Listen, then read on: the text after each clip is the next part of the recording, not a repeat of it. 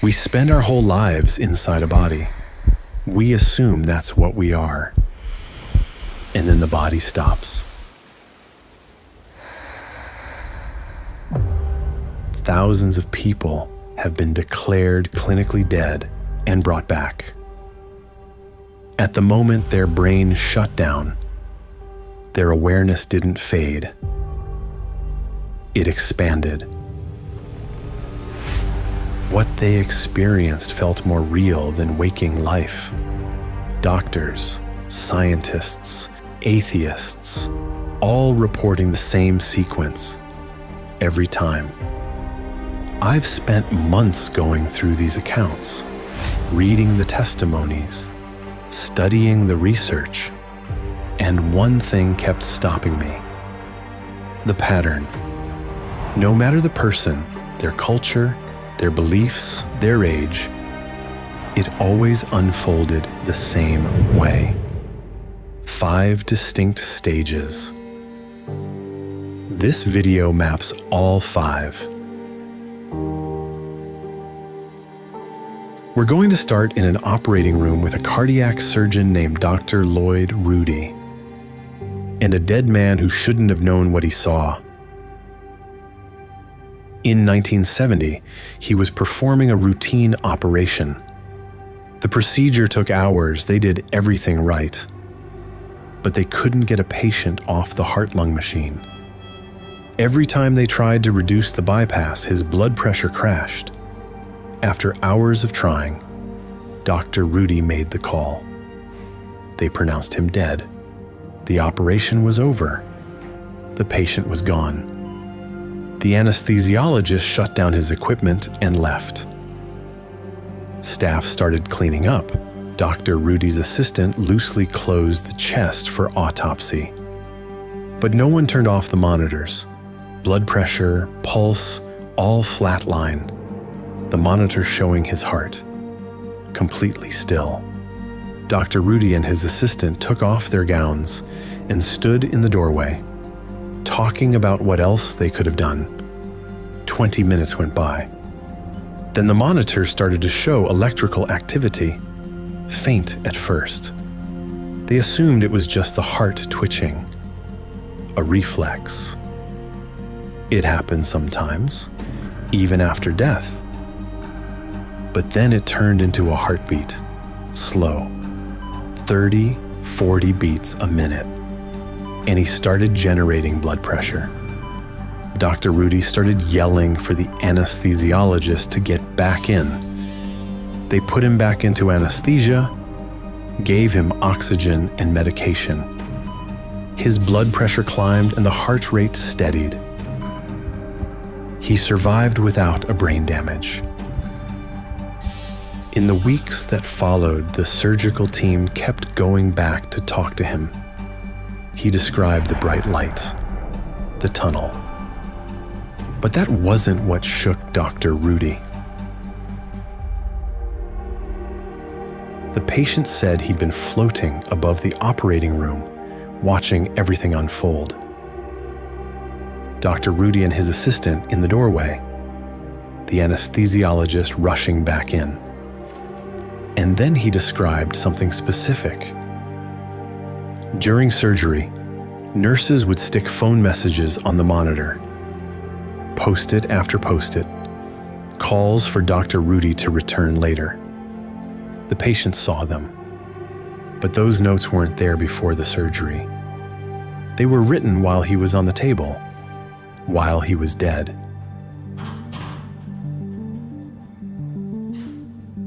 This interview was recorded shortly before Dr. Rudy passed away. Here he is in his own words. He described that. I mean, there's no way he could have described that before the operation because they didn't have any calls. No. Right? And he's sitting on, and he's lying on the, so he must have been floating. He was up there. Yeah. He described the scene, things that there is no way he knew.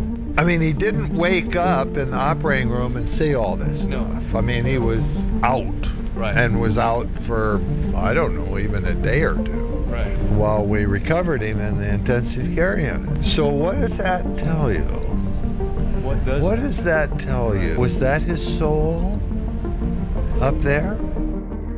There are thousands of cases like this. The skeptic's answer is simple. The dying brain hallucinates. Maybe. But why do we all hallucinate the same thing? Different cultures, different centuries, and yet the same experience. Even people who should have had completely different experiences. Some had never seen anything in their lives. Others had never learned what death was supposed to look like. Vicky Umipeg was blind from birth, never saw anything in her life. After a deadly traffic accident in 1973, she was clinically dead for 4 minutes. When they revived her, she described watching them work on her body. The room, conversations between staff, medical equipment, the moment they cut her hair. But what caught the attention of psychologist Sharon Cooper, who specializes in near-death experiences of the blind, was how she described her wedding ring. She'd worn it for years, knew every detail by touch, but she'd never seen it. Here's Dr. Sharon Cooper in her own words. If you compared her case with many sighted near-death experiencers, you would not find differences. The only difference that I was able to discern between her case and a sighted person is her description of color. She called it different brightnesses of light, and that's because she had no way to understand what color was. She did notice differences in the environment during her experience. She just didn't know what to call them. But Vicky isn't the only case that challenges the hallucination argument. Every case we've looked at points to the same pattern. We're getting to the stages, but I need you to see this first, because nothing made that pattern clearer than what these children described.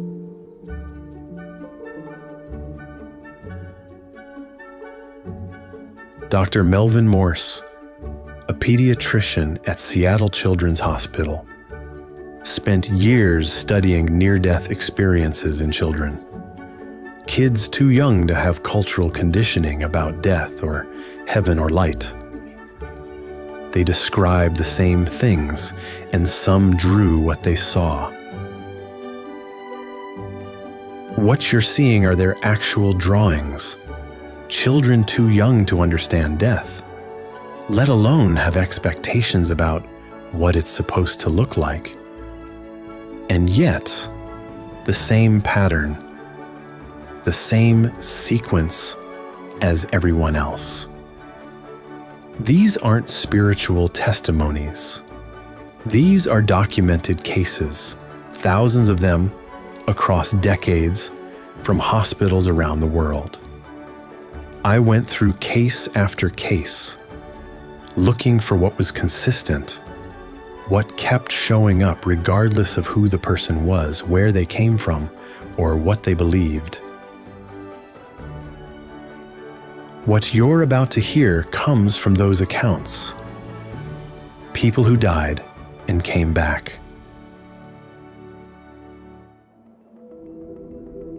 The first stage begins with separation.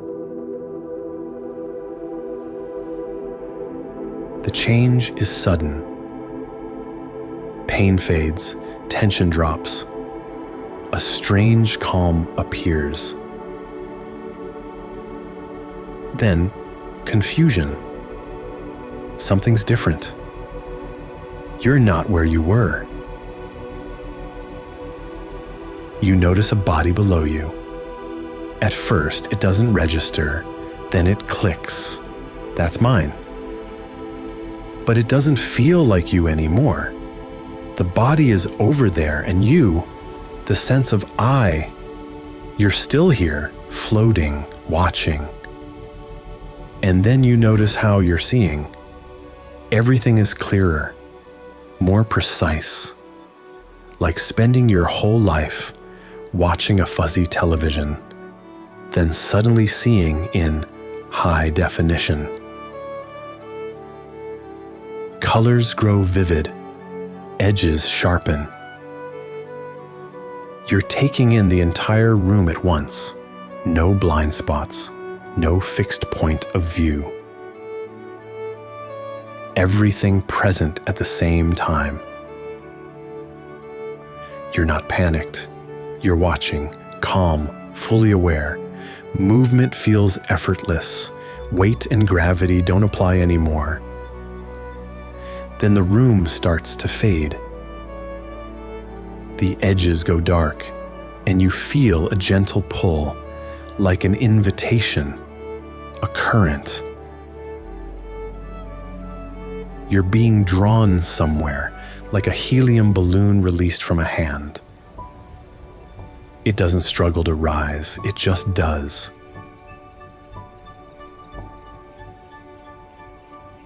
Maybe consciousness, freed from the weight of matter, moves toward wherever its natural state exists, towards something it recognizes, toward home.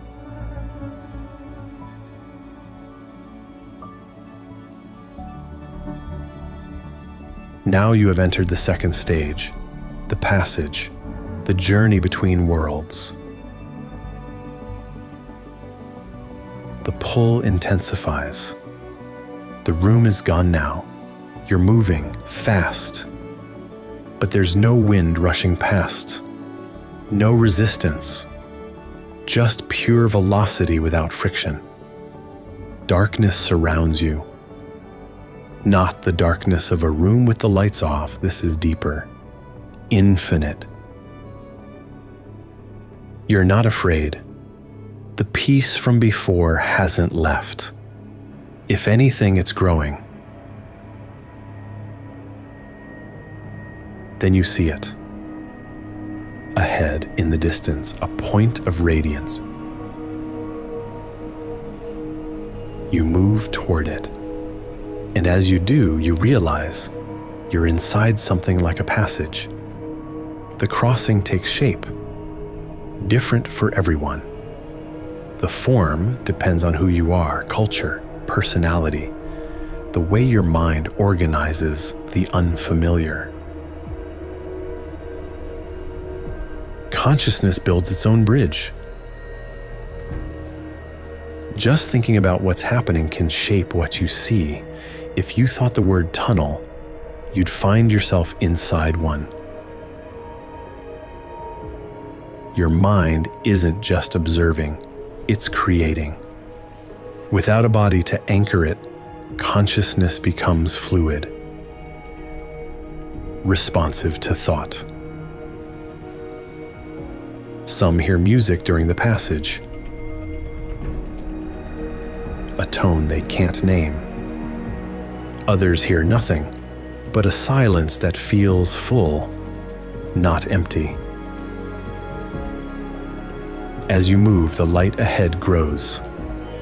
What started as a pinprick expands, brighter, closer. And the closer you get, the more you see. It's not a single point. It's millions of fragments pulsing, interacting like a school of fish. Alive. The source is alive. And you can feel it. Love pours from it. A love so intense it feels like it might burst you open. The light fills everything now. So vast you feel like you might dissolve into it. And then you're through. You're not alone anymore. Now you have entered the third stage, the encounter. where consciousness meets consciousness.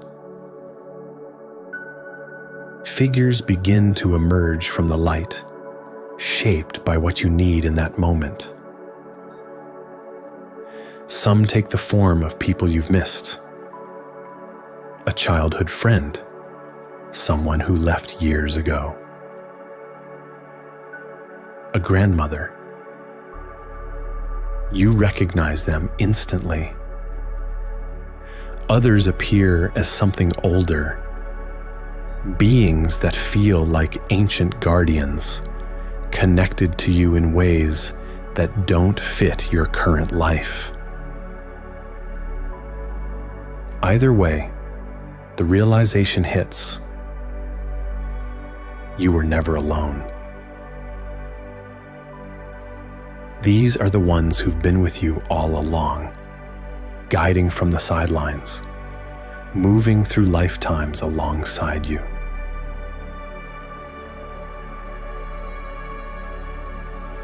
They don't look the way they did when they died. No illness, no age, just them, whole, radiant, unmistakable. Where do they come from? Some believe consciousness doesn't end, it expands, merges into something larger. But when someone you love needs to see you, you can still step forward, become yourself again. The surroundings shift too. The raw light softens, the space becomes familiar, like home, but nowhere you've actually been. Not a location, a feeling, safety, belonging. Communication happens without sound, no words, no movement. You think, and they know. They respond, and you understand. Instant, direct. You realize speech was always the limited version of this. The sense is undeniable. There's a quiet certainty that you belong here. This doesn't feel like dying. It feels like arriving.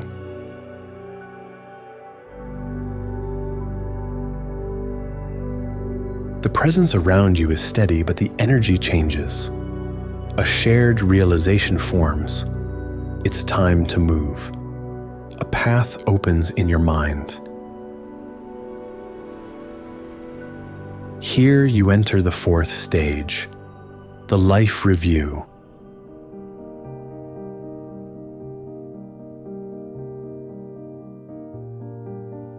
Your life starts playing, not like watching a movie.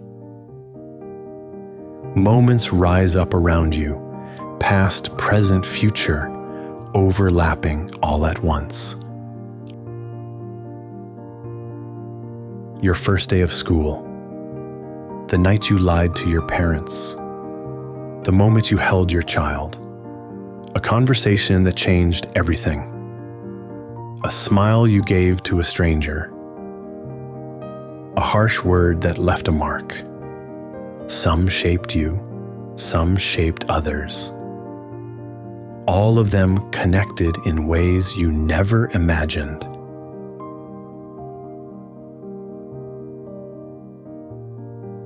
And you're not just watching, you're feeling it from every side. That mean thing you said in high school, you feel exactly how it landed. The humiliation burning in your friend's chest, like it's happening to you right now. That smile you gave a stranger walking by, you see now, they were about to end their life. That one moment of being seen pulled them back. You never knew. Nothing is actually small. Everything counts. You start to see the ripples, how one moment leads to the next. Everything connected. And then you see the people who hurt you, not as enemies. You see their whole life, their childhood, what someone did to them, the pain that turned them into someone who causes pain. And you get it. You understand why.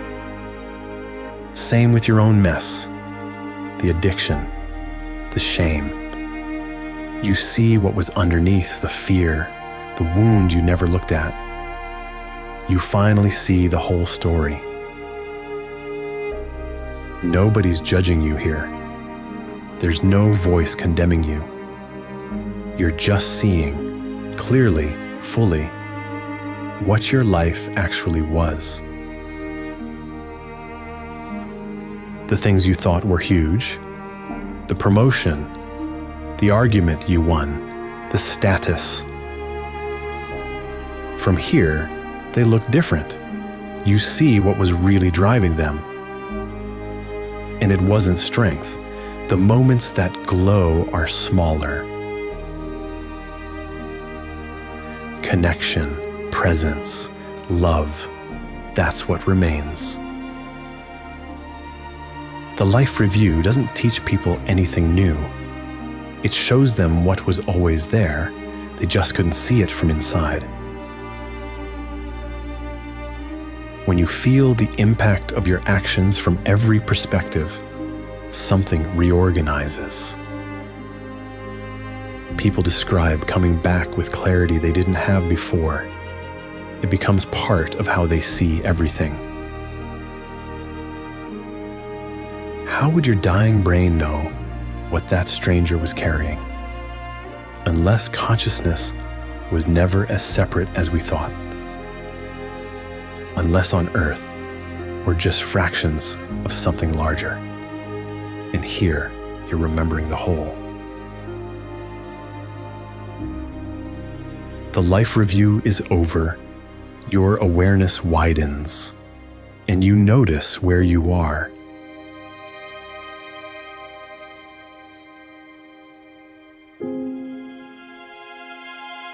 You have entered the fifth stage, the boundary.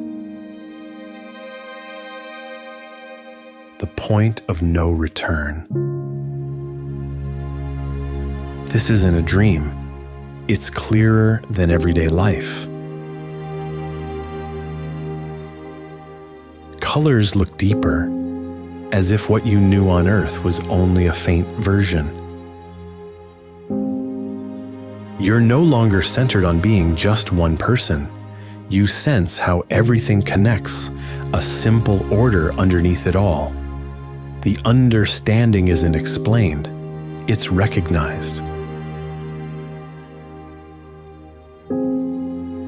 Time doesn't work the same way here. There's no sense of before or after, nothing rushing forward. There's a calm sense of belonging, steady and unforced.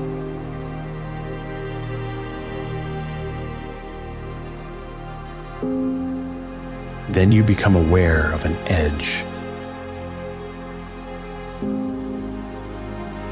It doesn't always look the same. Some see a river, others a gate or a line. Sometimes there's no image at all, only certainty. You know crossing it means not coming back. You don't want to leave. The peace here feels stronger than anything from life before.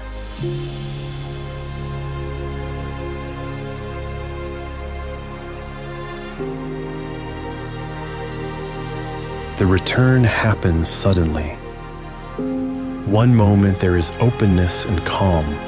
The next, you're pulled back into your body.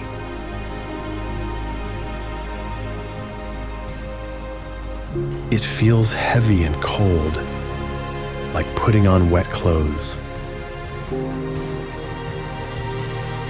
Pain and sensation rush back. Gravity returns. Your awareness narrows again.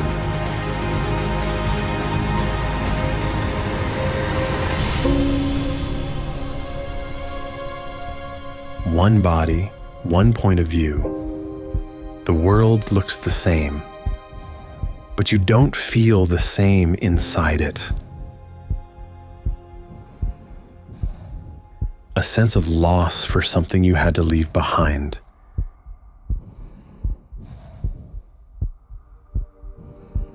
How people return varies. Some are pulled back by medical teams, the physical world reclaiming them. Why some return and others don't? That question has no answer. These accounts only come from people who came back.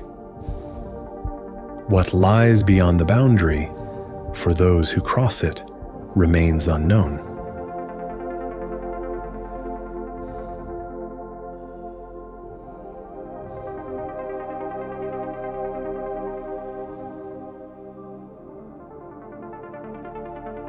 But one thing is consistent in the accounts. The love people feel on the other side isn't conditional. It isn't a reward for the worthy. It doesn't choose favorites. Everyone who reaches that place describes being met with the same thing. A love beyond anything they experienced on earth. Complete, unconditional, for everyone. What brings someone back may have nothing to do with deserving to stay or being sent away. It may come down to where the boundary happened to be in that moment. We assume consciousness is produced by the brain, that when the brain stops, consciousness stops too. And there's good reason for this assumption. Damage the brain and personality changes. Injure certain regions and memory, language, even the sense of self can shift. The brain clearly shapes who we are. But shaping is not the same as creating. A radio shapes the music you hear, adjusts the tuner, damage the speaker, and the sound distorts. That doesn't mean the radio is composing the symphony. What we've observed is that the brain affects consciousness. What we haven't observed is the mechanism by which it creates it, how neurons become experience.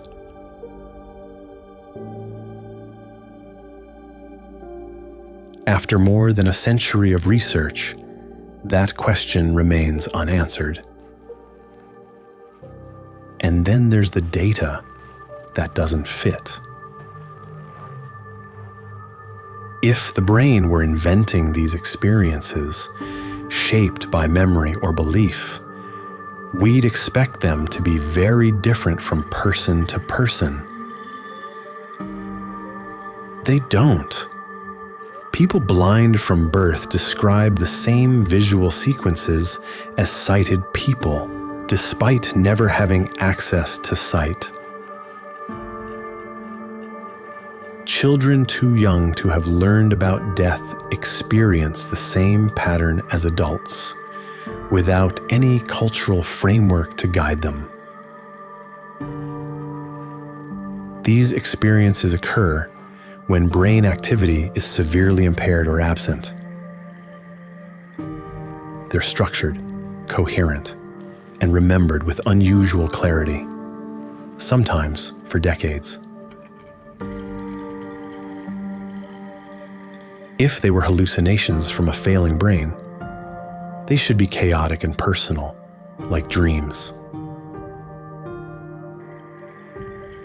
To explain this as pure brain activity, we have to accept that dying brains, at their weakest, produce their most ordered, vivid, and transformative experiences. That's not impossible, but it's not simple either. There's another possibility.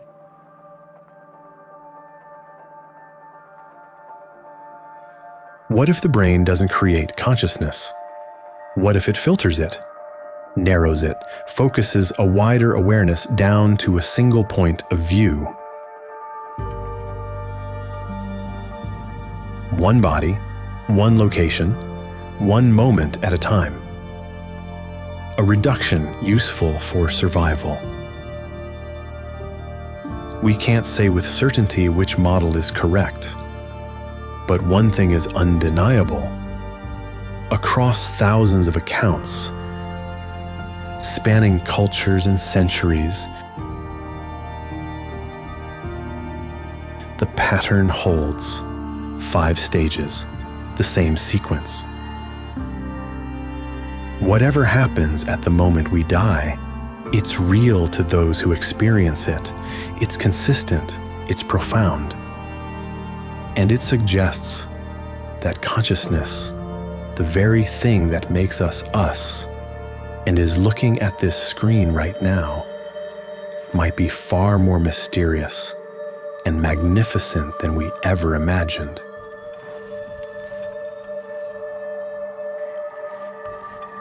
The boundary between life and death may not be as final as we think. And perhaps that's the most beautiful possibility of all.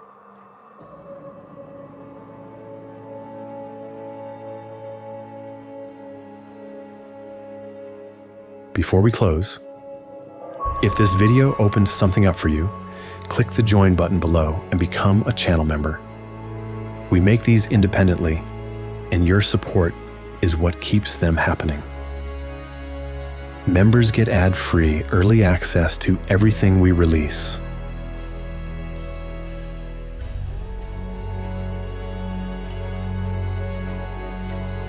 Five stages, the same sequence, every time.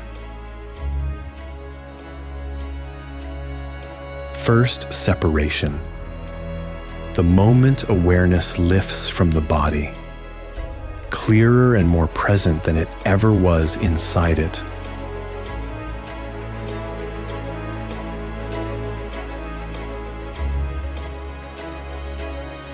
Then the passage, movement through darkness toward a light that isn't just bright.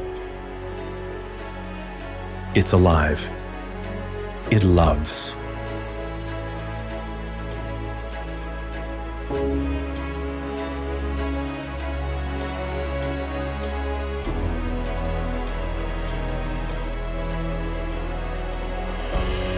Then the encounter, the people you lost, whole again, and the quiet realization that you were never alone.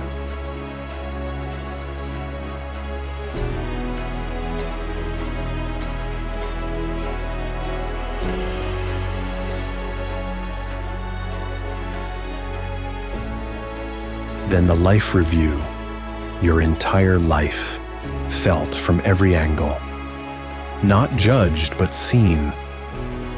And the moments that glow are never the ones you expected.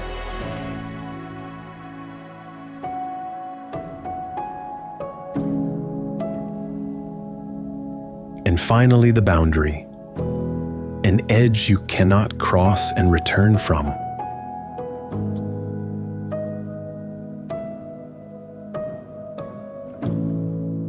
On the other side, a love that is complete, unconditional, and belongs to everyone.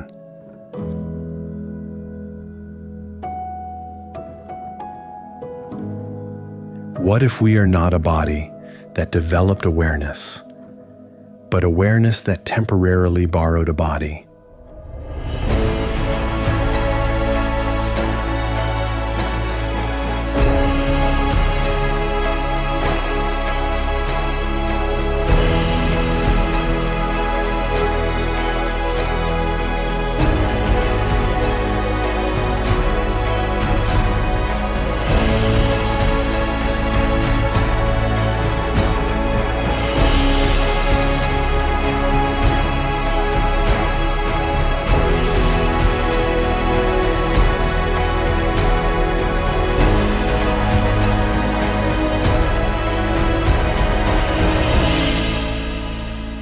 death may be the only thing we all share.